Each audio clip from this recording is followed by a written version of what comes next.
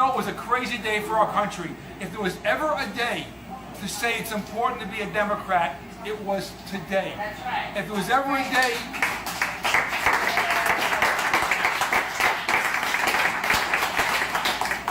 if there was ever a day when somebody says to you, you know, the two parties, it doesn't make a difference who wins the election.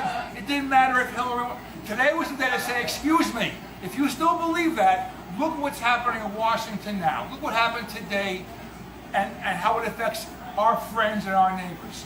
If there was ever a day when, as I mentioned this at our convention when I was nominated, I don't feel like I went out and chose identity politics. Identity politics chose us because we believed in America. We believed in all those symbols and things that were important to be Americans, like civil rights.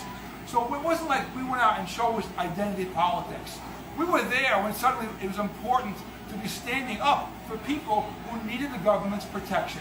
And if today wasn't a day when we all realized this is what happens when people don't stand up and tell the government, no, your job is to protect everybody, not the ones you pick and choose, today was that day. So we have to make sure every one of our neighbors knows this. Every election is important to vote in. And until the Republicans get up and say, no, this is wrong, this is un-American, this is unconstitutional, we got to stop this, we got to tell people to make sure they vote for Democratic Party candidates. Whether or not you agree with them 100%,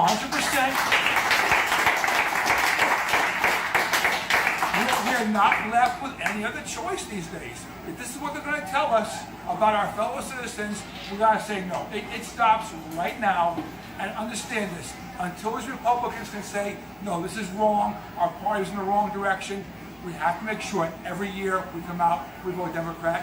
And I hope you'll be there for me this year, and I hope next year, congressional elections, we'll be coming out for them. And please, everybody we know has to understand that. Once again, thank you so much. And